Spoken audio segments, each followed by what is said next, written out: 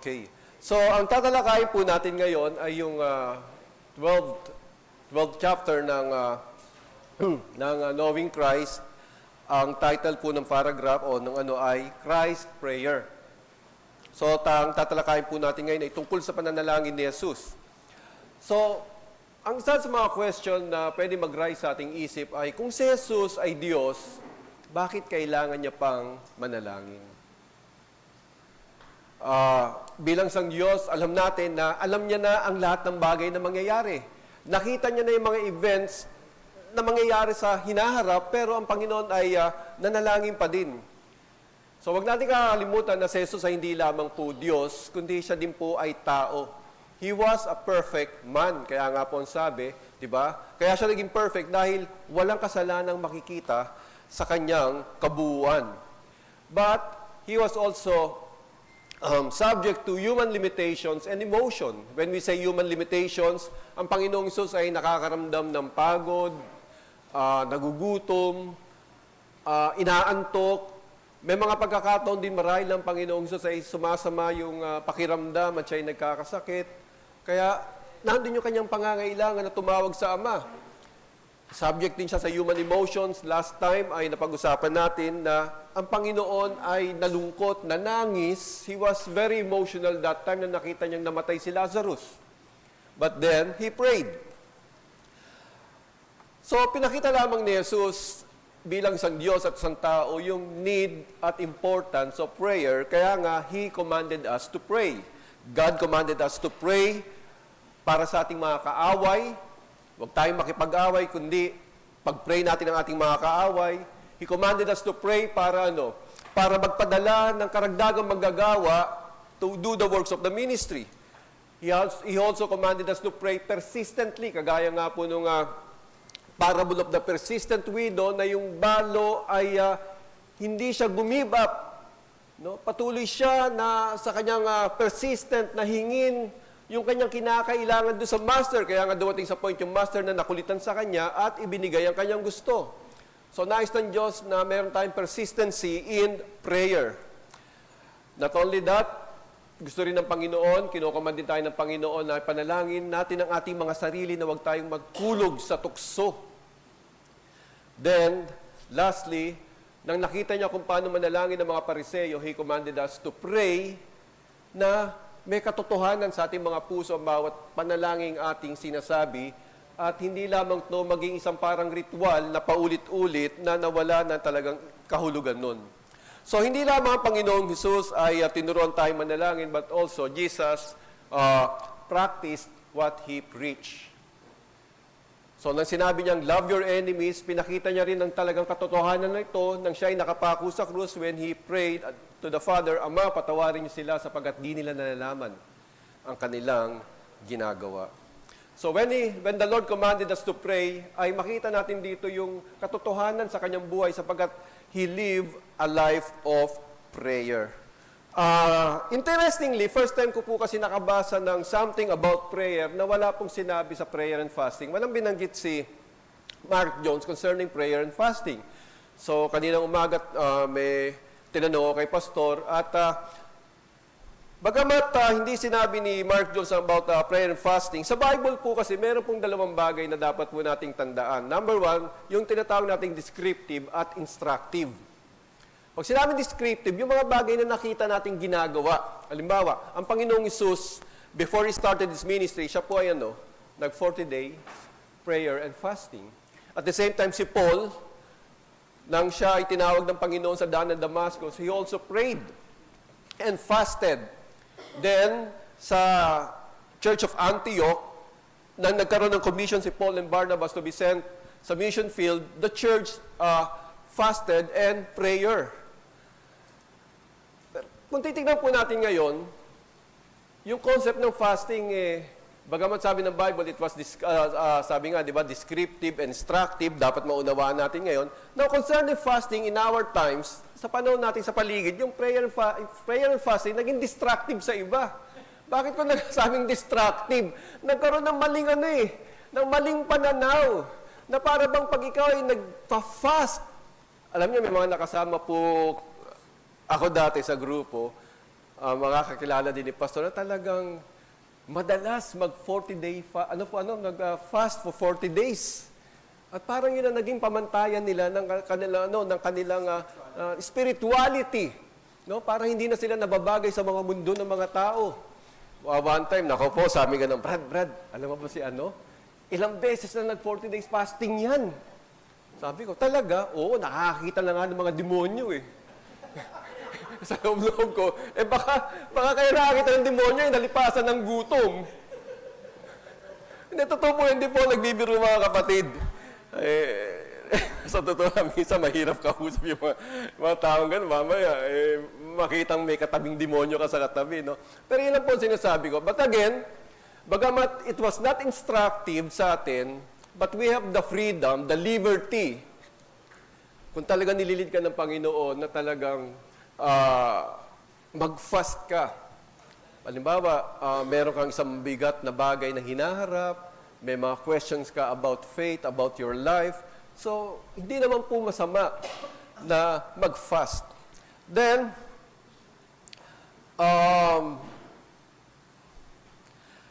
nakita po natin dito yung Christ prayer. Christ prayer. Nakita po dalawang bagay about this. He prayed privately and then he prayed publicly. Concerning the Lord private prayer life, makikita po natin ito ang tinatawag natin consistency. At sa buhay ni Jesus, ang panalangin ang top priority sa buhay niya. So, sabi ron, he prayed privately. So, it was intentional. Siya'y gumigising ng maaga. Siya'y gumising ng umaga dahil intention niyang manalangin. Hindi lang nagising siya sa umaga. Di ba tayo, nagising tayo ng umaga, makapag-pray na nga lang. Di ba? Ako madalas ko po nararanasan, ewan ko po ba, meron akong 2 a.m. habit na ewan ko ba bakit anong hiwagang nangyayari sa akin buhay tuwing 2:00 na madaling araw, nagigising ako na talaga nakakalibre ng security guard yung lugar namin eh. Kasi pag nagising ako, tatayo na lang ako doon. No? Pero maganda rin na spend din yung time sa prayer. So, though it was not my intention na gumising ng 2:00, dahil nga nagigising na rin naman ako, nananalangin naman lang ako hanggang sa naging parang habit ko na rin manalangin every 2 a.m. Anyway, so ang Panginoon din po ay pumunta sa isang lugar na walang tao para manalangin. Kasi that time, popular na ang Panginoon eh.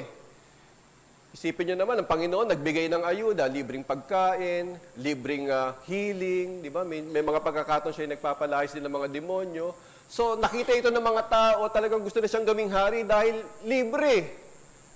Gawin na siyang hari. So, people wanted more of Him at lumilit yung space ng Panginoon, pero nandun pa rin yung kanyang consistency sa pananalangin.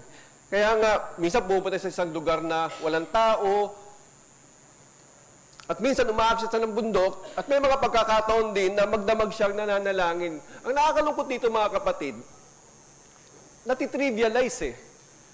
Nung time na dumating yung mga Koreano sa atin, no? Kasi I think it was in early 90s, Pastor, yung phenomenon pagdating ng mga Koreano, mga Kristiyano rito sa Pilipinas eh. At ang mga Koreano po, known for their prayers. Talaga sanay na sanay silang manalangin, magdamag. Sabi nga po ng dati kong pastor, hayaan mo na sila. No? Hayaan mo na silang manalangin. Kasi ang mga Koreano naman, yung mga Buddhist yan, so talagang hiyang sa kanila ang manalangin. Tayong mga Pilipino, magsisayaw na lang tayo at magpuri sa Panginoon. Kasi yun daw hiyang sa mga Pilipino. Yung mga Amerikano, mga puti, hayaan nyo na sila mag-aral ng banal na kasulatan kasi yan ang hiyang sa kanila. Yung mga Koreano, huwag natin gayahin, hayaan nyo silang manalangin. Tayong mga Pilipino, magpuri sa Panginoon.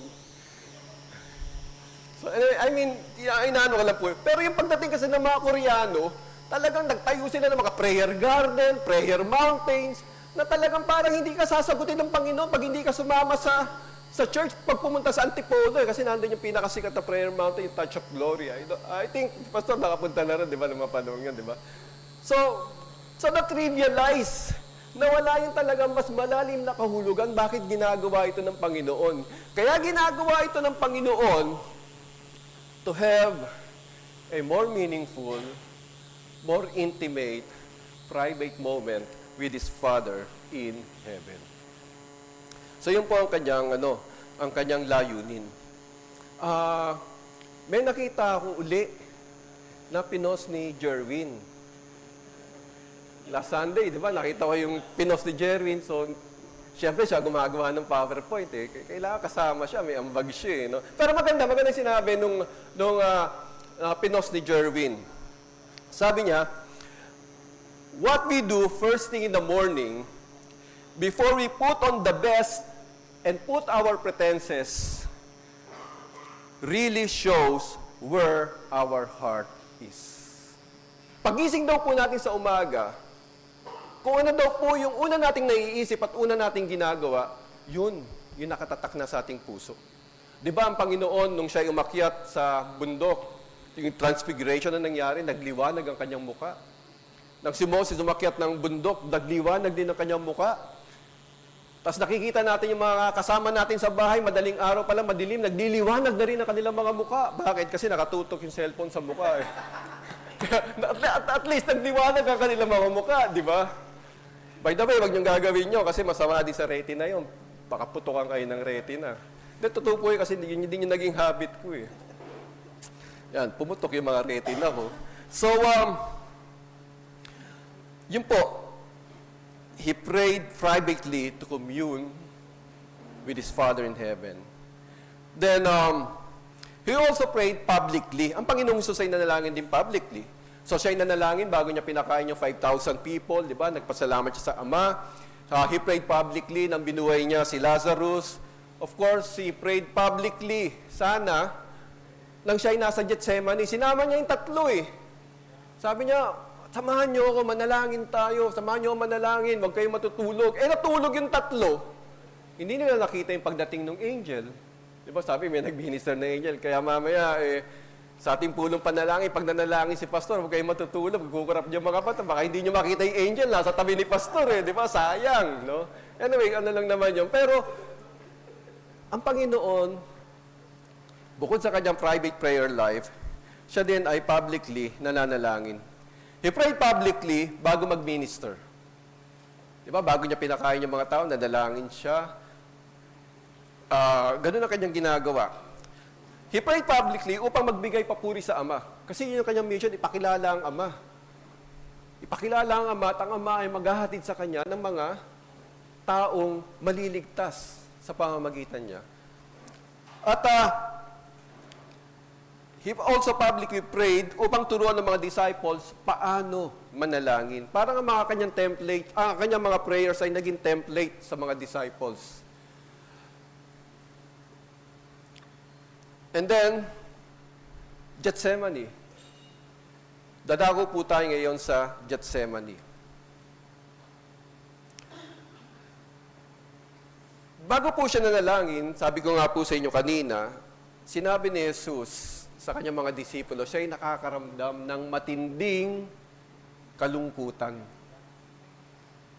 Siya ay nakakaramdam ng matinding kalungkutan na para bang kinikitlan na siya ng hininga. Sabi yung pang distress to the point of death na ang kanyang kalungkutang nararamdaman ay parang parang nang pinapatid ang kanyang paghinga.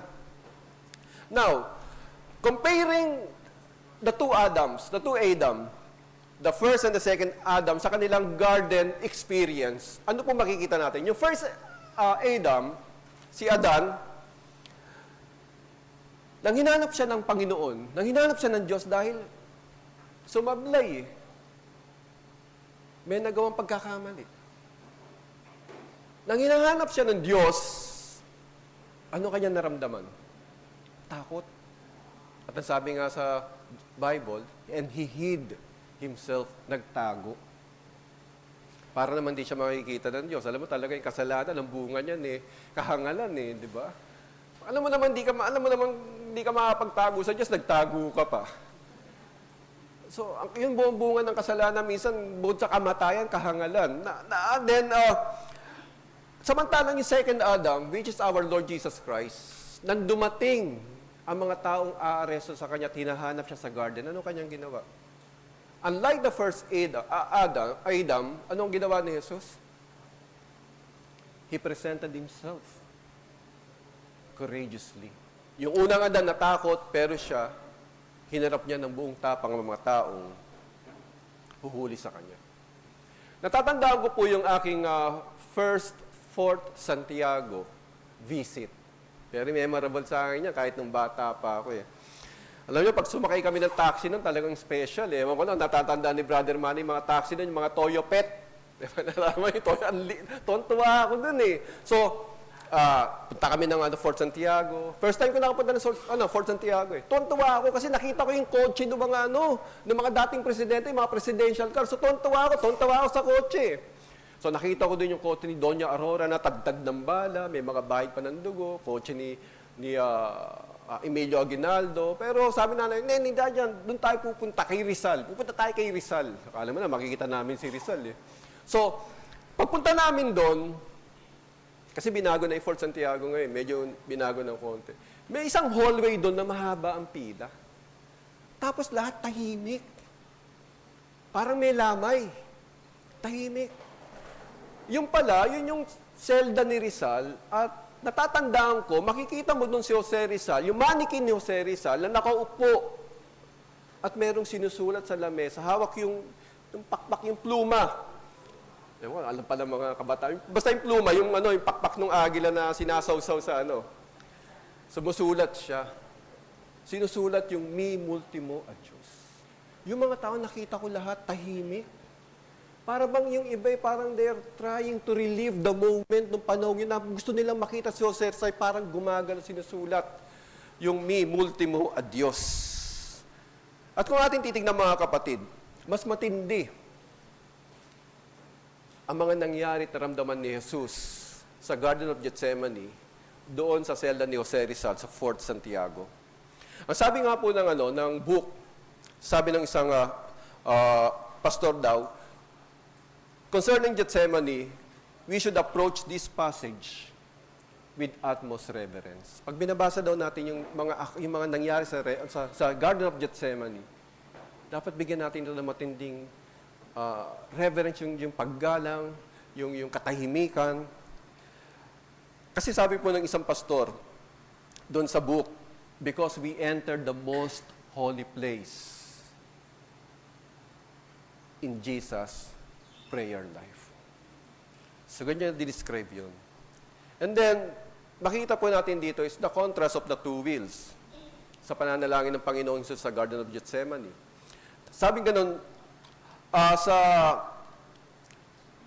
John chapter 6, verse 38, "For I have come down from heaven not to do my own will, but the will of Him who sent me." Yun ang sinabi ng Panginoong Hesus nung siya'y bumaba, di ba? To do the Father's will. Now, at that point in time, sa Garden of Gethsemane, it seems, meron tinatawag tayong the contrast of two wills. May conflict. May tension.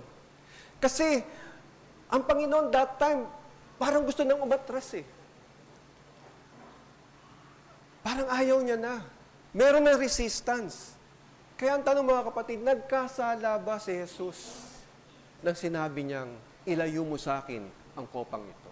Si Jesus ba'y nagkasala? Kasi parang may parang ayaw niya na, parang dinidisobey niya ang Father. Let us be reminded na 3 beses pinaulit-ulit ng Panginoon ang panalangin ito, ilayo mo sa akin ang kopang ito. At may mga insights po ang iba kung bakit daw po nasabi ito ng Panginoon na ilayo mo sa akin ang kopang ito. Una, bago manalangin ng Panginoon, nakaramdam siya ng matinding kalungkutan. Nang siya'y nananalangin na nakaramdam siya ng matinding distress, nakaramdam naman siya ng matinding takot. So yung lungkot at takot naghalo. So sabi ng iba, ang Panginoon daw that time, hindi lang natakot doon sa manner ng death penalty na ipapataw sa kanya. Alam natin yung death penalty, di ba? Crucifixion. At alam natin yung crucifixion, isa sa pinaka-kahindik-hindik, pinaka-brutal na paraan ng pagpatay sa isang tao sa story, sa civilization ng sangkatauhan. Kaya nga, ang sabi ng isang poet at parang historians na si Cicero. Cicero sa English pero mas sinano ka na sa Italia kasi ang Italia lang malapit sa Latin, di ba? So Cicero. sabi niya, nag-call siya, nanawagan siya, tanggalin na itong death penalty na ito. Kahindig-hindig, nakakatakot, hindi bagay sa ating mga Romano ang kamatayang ito. Sabagat masyadong, masyadong barbaric. Kaya he said, let the very name of the cross be far away from any Roman bodies. From any Roman bodies, sa kanilang isip, sa kanilang mga mata, sa kanilang tenga. Pero ang sabi, hindi naman daw doon natakot per se ang Panginoon. Kundi, ang Panginoong Hesus ay natakot doon sa pinagmulan ng kamatayan. Kaya nga, ano yung laman ng kopa? Bakit natakot ang Panginoong Hesus? Ano yun? Anong nilalaman nun? Nakita ni Jesus na ang laman ng kopa ay punong-puno ng matinding puot at sumpa ng Diyos laban sa kasalanan ng sangkatauhan. Na alam niya na pag inabot niya ang kopang ito, parang pinindot niya yung button o yung detonator ng isang nuclear bomb at siya'y sasabog and he will cease to exist in the presence of his Father. Na sa kauna-unahang pagkakataon, pag hinawakan niya ang kopang ito, ay mararanasan niya ang pagtalikod at kawalan ng presensya ng kanyang ama. Doon siya natakot. Doon siya nagimbal. Kaya nga, di ba, nang siya'y nakapako sa krus, ano sabi niya? Diyos ko, bakit mo ako pinabayaan? Hindi niya nga natawag na ama ng Diyos. Diyos ko, bakit mo pinabayaan? So doon po natakot ang ating Panginoon. Doon sa kopa. Sabi po rito, di ba sa English, Jesus was terrified. Period. And all stood still. Pero hindi natapos doon. Ang sabi, Jesus was terrified and all the more he prayed fervently. Sa kanyang matinding paghihirap, siya ay nanalangin ng taimtim. Siya ay nanalangin ng higit na taimtim. At ang sabi, at ang kanyang mga pawis ay naging gaya na malalaking patak ng dugo na tumagos sa lupa. Ang sabi ng iba, ito daw po isang phenomena na tinatawag na hematohidrosis, na kung saan yung mga dugo ay umahalo sa mga sweat glands at lumalabas. Sabi ng ibang scholars, it's just only a figure of speech para ipakita yung intensity na nararamdaman ng Panginoon. Yung iba naman, talagang naniniwalang, literal yung talagang humalo ang dugo sa pawis ng Panginoon. At isa po sa naniniwala doon, si Jonathan Edwards. Naniniwala ako doon kasi parang malabo mata namin. Alam mo, si Jonathan Edwards kasi malabo din daw po mata nun. Tama ba, Pastor? Ganun din daw yan mag-preach.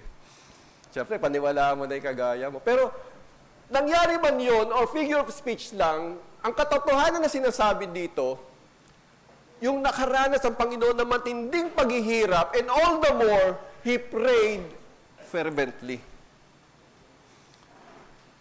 Nakaranas na po ba kayo na nang kayo nanalangin talagang yung sobra yung anguish nyo, na malinaw sa isip nyo, yung pinapanalangin nyo, pero halos wala na kayong masabi dahil sa tindi ng kabigatang dinadala nyo.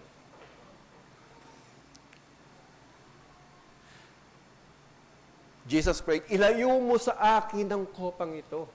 Yun ang prayer ni Jesus. The conflict of the two wills.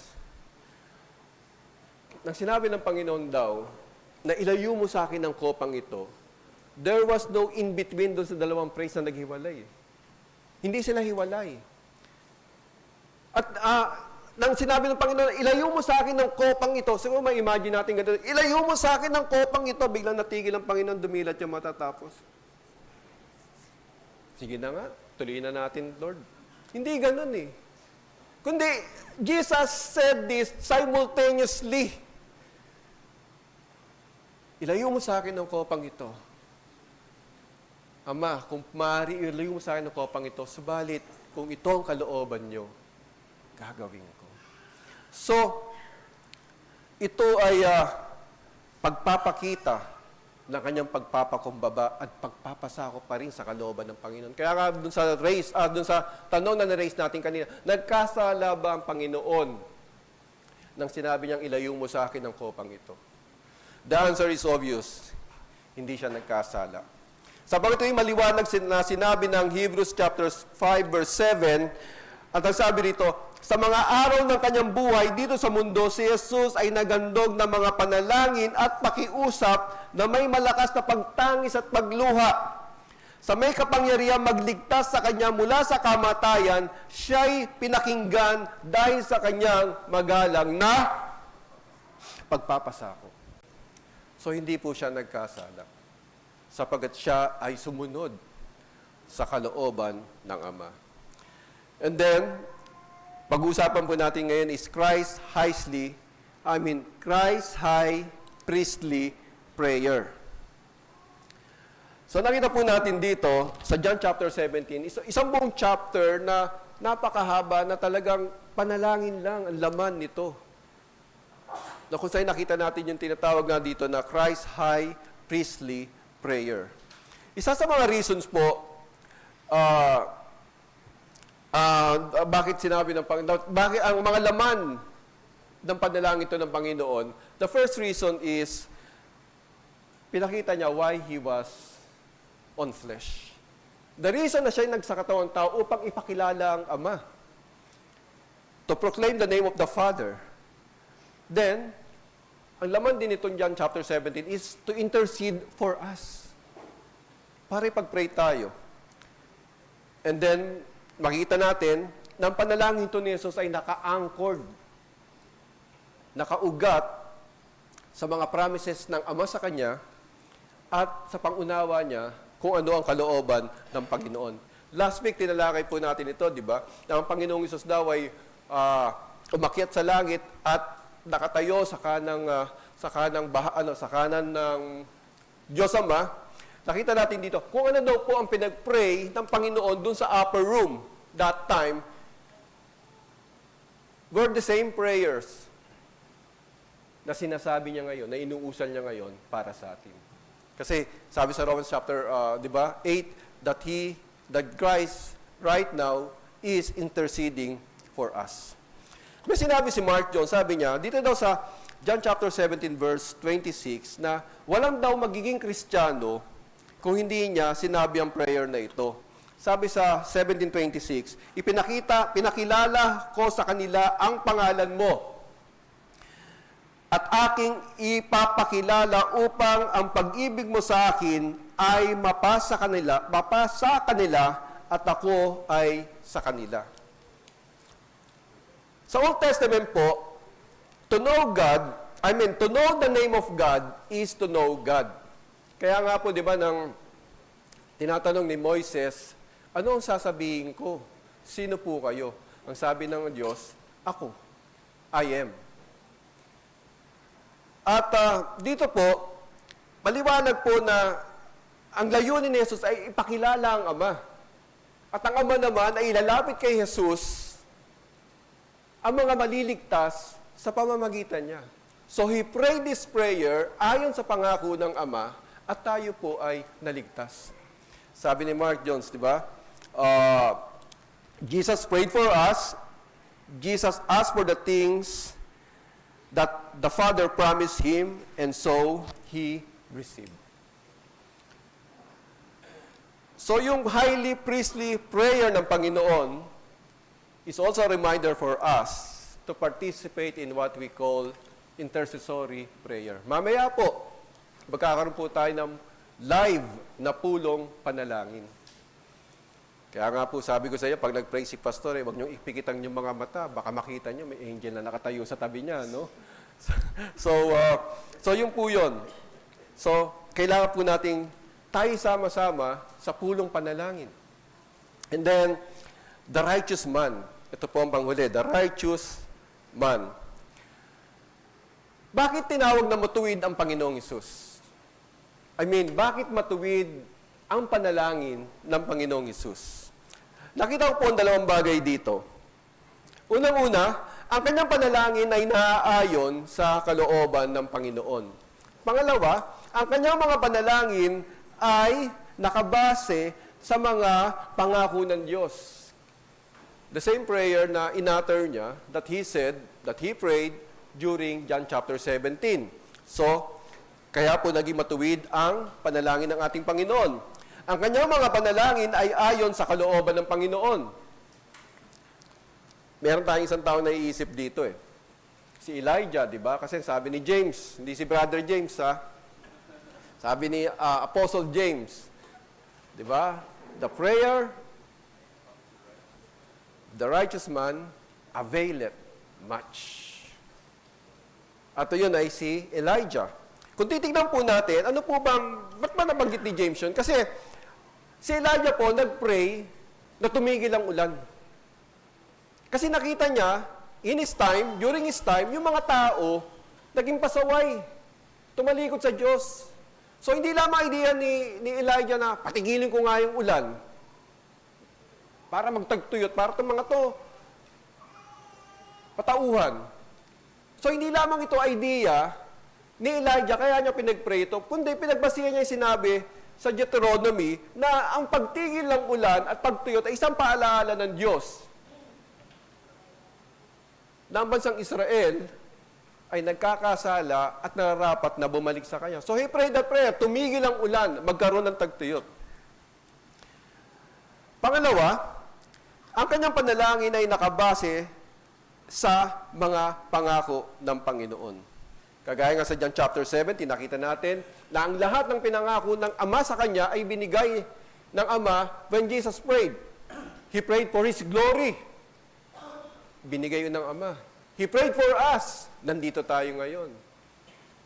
So ito'y nakabaso. At ang maganda rin sa Panginoon, hindi siya humihingi ang higit pa sa ipinangako ng Panginoon. Ang prayer po na hindi naka-align sa kalooban at sa salita ng Diyos, reject. Naalala ko yung sinabi ni Brother Christian, yung na-share niya, di ba? Yung machine sa company nila, lumaki o lumiit lang. Ano pa ba mas maliit sa millimeters? Basta yun na yun.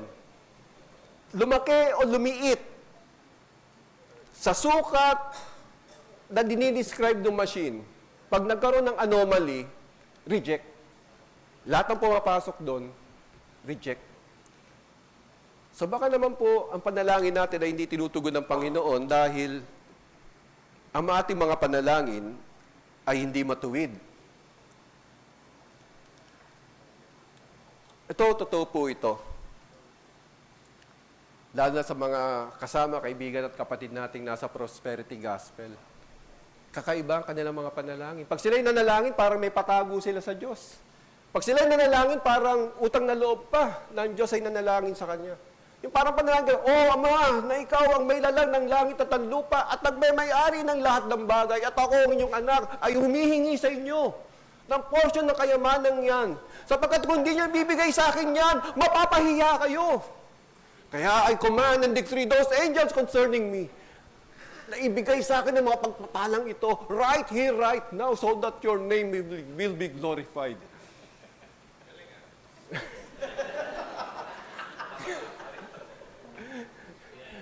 Nice nyo bang matutunan ng panalangin yon? PM is the key. Alam nyo mga kapatid, sa tingin nyo ba nalulugod ang Panginoon pag pinagpipray yun? Siguro may natutuwa man sa panalangin yon, si Satanas. Kasi bakit? Kasi ang panalangin yun ay punong-puno ng kalapastanganan. Tatandaan natin mga kapatid. Sabi po, thou shall not use the name of the Lord in vain. Sabi mo, pag di mo binigay sa akin yan, mapapahiya ka. Totoo po yun. I heard a lot ng ganung panalangin. Ito rin po ay naglalaman ng natutuwa sa Satanas kasi ito'y nagpapakita ng kawalan ng kaalaman sa salita ng Diyos at sa kanyang kalooban. At ang lahat, karamihan ng nalalangin nun ay napahamak. It was fatal. Kasi di naman pala totoo, napahiya ako, ayoko na. Ayoko na sa born again, di pala totoo yan. Tagal-tagal pa mag-awitan, nakakangawit. Tapos wala din pala. May totoo yun, mga kapatid. Though in-exaggerate ko ng konti, to make a point, pero nangyayari yun. Dahil hindi nila sinusunod yung perfect example of a righteous man praying. The prayer of Jesus Christ. His prayers were effective because it was prayed in accordance to the will of God and stand on the promises of God. Kaya nga po sabi, prayer is the key of heaven and faith is the hand that turns. Kaya nga po ito pinapakita na in susi that opens the door of communication between us and God.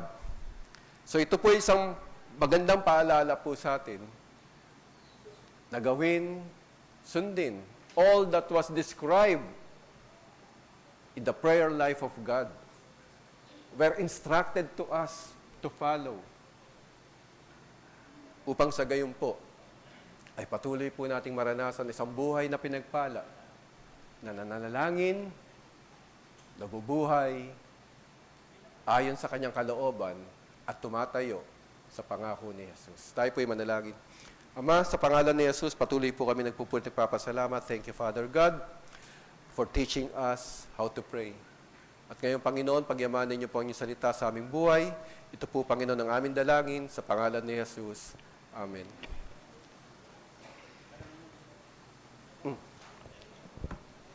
Okay, Pastor, dito ka na para kasama ka sa camera. maraming salamat, Jun. Napakaganda ng paksa natin ngayon, ano? At sabihin na natin, medyo engaging yung ating Sunday school as you explain it. Oh, Ay, baka may mga magtatanong pa eh. Kung ano. Kasi ano pa naman, oh, masyadong maaga tayo ngayon, ha? Salamat sa Panginoon, ha? Medyo maaga tayo. So ngayon, we'll try to finish maybe 10:10 or 10:15 and then so we still have time for our fellowship and prayer ng mga men. So meron mo ba kang gustong magtanong dito sa paksa na ito? Si Albert. oh, si Albert. Hello po. May nagpapatanong lang po. Kasi 'di ba po we believe in the Holy Trinity, one God with three persons. So doon po ba and karamihan doon sa mga nakikriticize nung pananalangin ni Jesus is nananalangin ba siya sa sarili niya kasi he is the God himself. So nananalangin, paano po ba siya nagpe-pray? Nagpe-pray po ba siya na parang ina-address niya yung sarili niya? And in relation to that, tayo po bilang Christians, di ba whenever we pray, we end it with, in Jesus' name we pray, kasi we don't have direct access dun sa Father through Jesus Christ tayo nakakapag-pray. So nung time po ba na si Jesus namumuhay bilang tao, paano niya ginagawa yung prayer po niya? So, mo yung tanong? So, ang Panginoong Isus nanalangin, ganito, dahil sa kanyang humiliation, ang Diyos ay nagsakatawan tao. Kaya nga, na-subject siya sa submission sa Ama. So, doon ay pinakita niya yung tamang paraan ng pananalangin na sa Ama tatawag. Now, doon sa question, na ba yung question? Ang tanong niya kasi, di ba, Trinity eh. Trinity. So, bahagi si Jesus ng Trinity. Trinity. So, pag nagpe-pray, usually when we pray to God, no? Yung bang prayer niya, katulad ba natin? Kasi di ba, when we pray, of course, we pray to God. So, that the God is the triune God. So, ano yun? Hindi siya, nagpe-pray ba siya sa sarili niya? Or nakahiwalay siya roon doon sa pangyayaring yan? Yung panahon yun, nakahiwalay siya kaya sabi ko, yung kanyang pagsasakatawan tao nakahiwalay siya sa Ama. Kaya tumatawag siya sa Ama. Sa panahon ngayon, nandun siya sa langit, nagbe-pray siya para sa atin, at tayo ay nananalangin din uli sa Diyos. Sa Diyos, of course, alam natin na siya yung ano parang tagapamagitan. Ewan ko kung tama po yung sinasabi ko. I agree with you, brother. Maraming salamat, ha. Meron pa pong gusto magtanong? Ito medyo mahirap na tanong to na pinatanong sa akin eh. Pag mahirap sa inyo yan, Pastor. Hindi naman si Genesis nagtanong. Si Genesis mayroon magtanong eh. Pero ito, ang sabi,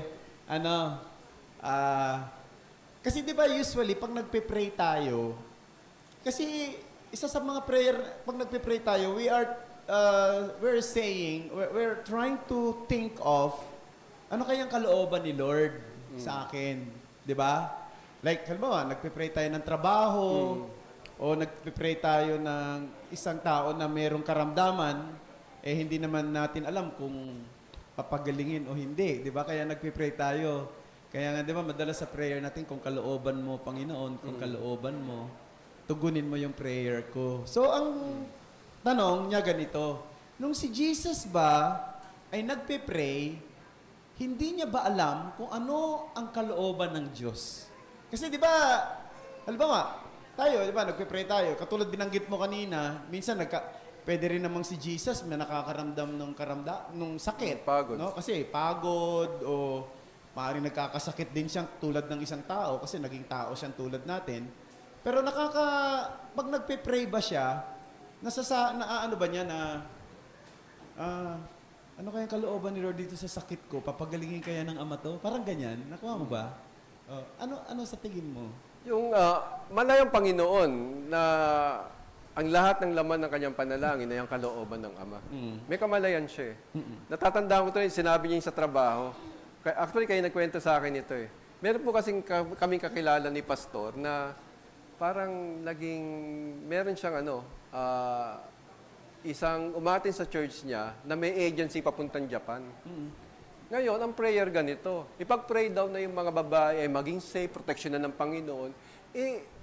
Of course, alam naman natin yung yung risk ng mga babaeng ito pagpunta sa Japan. Of course, nandun talaga, may mga maraming pagkakataon na may exploit. Tapos parang, alam mo na malaki yung risk at hindi, sabihin ko na, at hindi ito yung kalooban ng Panginoon, lalong-lalo kung sila ay Kristiyano. Tapos, ipagpipiray mo pa rin na parang, ewan ko lang. So, parang are you saying, when Jesus pray, He always pray in accordance to yun the nga will sabi of ko, God? in accordance with the will of God. Ano na yan, klaro lagi sa Panginoon yun. Kasi tayo, when we pray, like, halimbawa, nagpe-pray tayo ng may sakit, we don't know kung papagalingin siya ng Panginoon o hindi. Yun, Pero siguro, yung pagpipray natin sa may sakit ay tama. Ibig sabihin, it is God's will to pray. But we don't know if God will answer that prayer. Kagaya ng prayer ni Elijah, Pastor. Actually, ito, totoo to. Nagkaroon ako ng memo dahil dyan eh. Hindi ko na lang sinare sa, Bakumab. Nagkaroon ako ng memo dyan. Merong umatin dati sa church. May umatin dati sa church na yung nanay niya may sakit. May mga kamag-anak doon sa church. So, meron na akong advance information na talagang wala na. Talagang wala na. So, nang dumating yung anak, sabi, nag-request, pakipag-pray naman yung nanay ko. So, pinag-pray ko in accordance with the will of God. Kasi ano ba yung di ba, maliwanag naman sinasabi ng banal na kasalatan na sapagkat idinakda sa tao ang mamatay ng minsan, pagkatapos doon ay paghuhukom. So, talaga mamamatay tayong lahat. Anyway, yung prayer ko, ganito. Panginoon, sa inyo namin pinagkakatiwala ang kanyang ina, kung ang aming gusto ay mangyari, siya ay gumaling. Pahabain niyo kanyang buhay, pamakasama pa siya ng kanyang mga mahal sa buhay. Pero kung ang kalooban niyo, Panginoon, ay siya'y kunin na, mangyari yung kalooban. Alam niyo, pagdilat ko, gusto kong sampalin ng anak. Bakit? Galit na galit sa akin. Kasi dapat hindi ako nag-declare na gumaling yung nanay niya. Immediately. So, pinatawag ako sa office. Sabi ganon, sabi ko, Pastor, kasi yun naman yung sinabi ng Bible. Ang sabi sa akin, alam ko naman tama yung prayer mo. Pero dapat maging sensitive ka kung ano yung gusto ng tao. Alam niyo, sa totoo lang, feeling ko, ako ang kauna-unahang nagsabi ng ganern. Okay. Maraming salamat Siguro if I may add to that, siguro doon sa nagtanong, this is something that we have to put in our mind. When Jesus Christ came here on this earth, He He was 100. He was a Full human. He was fully man. Ibig sabihin, with all the limitation of a man. That's why, may mababasa tayo sa Luke chapter 2, verse 52. And Jesus increased in wisdom. Kasi, napansin niyo yung salitang yon. Hindi sinabi na pinanganak si Jesus, may absolute wisdom na. Jesus increased in wisdom and stature and in favor with God and man. So, merong progress doon sa wisdom ni Jesus. No? Mula sa pagkabata niya. So, hindi ito isang bagay na alam niya na lahat. Nagpo-progress yon sa pagbabasa niya, sa pagtuturo marahil ng magulang niya, at maging sa mga prayer niya na unti-unti nalalaman niya ang kanyang misyon. Nalalaman niya lahat. Kaya I believe, nung nagpe-pray si Jesus, ng mga bagay-bagay, nagpe-pray siya kasi gusto niyang malaman ang kalooban ng Diyos dahil hindi niya pa fully lahat alam. Pero nagpe-pray siya ayon sa tamang pamamaraan. No, katulad ng sinasabi ko, ginawa mo kanina. Hindi mo sinabi, nagpray, I declare this woman healed today, right now. Di ba? Kasi bang kalooban ng Panginoon yun. Pero nagpray ka kung Panginoon, kung kalooban mo na ang babaeng ito gumaling pa o kung hindi na, nasa iyo ang lahat. Pero sana, gumaling siya dahil yun ang gusto pa ng pamilya. Parang ganyan, di ba? So I believe pareho rin eh. Bagaman, hindi selfish yung prayer ni Jesus. Hindi katulad natin, di ba? Kaya minsan nagpe-pray tayo dahil may sense ng selfishness eh. No? Nagpe-pray tayo. Sana, Lord, mas matanggap ako dito sa mas malaking sweldo na kaysa dito. Parang ganun ba? Meron pa rin may sense ng selfishness eh. Hindi katulad ni Jesus, hindi siya ganun mag-pray. Nakuha niyo? Ganda. Okay. Any question? Any additional thoughts and points? Sige, Billy muna, si Billy. Sige na, Bill. Sige na. Good morning, Brother June. Morning. May ano lang ako, ikaka-reply. Yung bang, di ba sabi niya sa mga apostoles, turuan siyang paano manalangin. Yung ba, hanggang ngayon pwede natin gamitin pa yun? Yung Ama, Yung Lord's Prayer. Kung pwede ba nating... Pwede bang gamitin ng mga Kristiyano pa yan or yung iba, pangkalahatan na? Yung Lord's, parang ano po ba yung sabihin? Yung talagang yung Lord's Our Prayer Father na... who art in heaven, yung Matthew 6. Kasi may danger na mawala talaga yung yung maging parang tula na lang. Pero sabi nga rin pa, yung descriptive, yung essence. Doon tayo sa essence, hindi doon sa form eh. Pag sinabing essence, yung kahulugan. Ano ba ang kahulugan nito? Nang sinabi ito ng Panginoon. Hindi yung mismong form na, sige, pray tayo. Diba? Oo. Hindi yung binasa mo yon tapos Hindi memorize binasa mo yun na. minemorize mo, template Pagkatapos na na lang. minemorize mo, yun ang lagi ang prayer mo, katulad nung kinagis na natin. So yung essence, Which wala namang masama ron. Wala masama. Kung tutuusin. Pero pagka naging ang prayer mo, parang gano'n na, naging... Paulit-ulit. Instead na you look at it, you get the principle, you get it as a pattern like our Father in heaven, di ba? Your who art in heaven. Nandun naman talaga Our yung kasama prayer yun must doon. address the God of heaven who is in power, who is in authority, di ba? Tapos yung lead us not into temptation, di ba? Ang point doon, Panginoon, tulungan mo ako kasi maraming tukso sa labas. Di ba? Maraming tukso sa ganito, maraming tukso sa trabaho. Yun ang gagamitin mong prinsipyo. Yun ang siguro tama yun. Okay, punta tayo kay Genesis. Ang question ko lang po, narinig ko kasi yung two wheels eh. Medyo may mga baggage kasi yon. Ang question ko, yung two wheels ba yun, according sa material, magkaiba yung will ng ama at saka anak, at yung submission ni Christ dun sa Gethsemane, eternal father subordination ba dating? Yung si Christ matagal ng eternal na subordinated sa Father. Ay, nako. Kaya na yan, Pastor. Yung pangalawang tanong, sagutin ko na, no? Kasi mahahaba tayo, medyo. I don't believe that Jesus was eternally subordinated from the very beginning. I believe that it happened at the very point of his incarnation. No? It is God's will that he will be subordinated later on because of the plan of redemption. Yun ang sa akin. Although others would try to say na noong pa man eternally subordinated, I don't think mayroon tayong makikitang ganyan na malinaw sa Bible. Pero yung pangalawa, yung between two wills daw, kasi binanggit mo nga naman yung parang it's a conflict of two wills. Seemingly. No, seemingly. It's clear. 'Di ba? It is the will of God or That the will of prevail. the Father versus the will of man.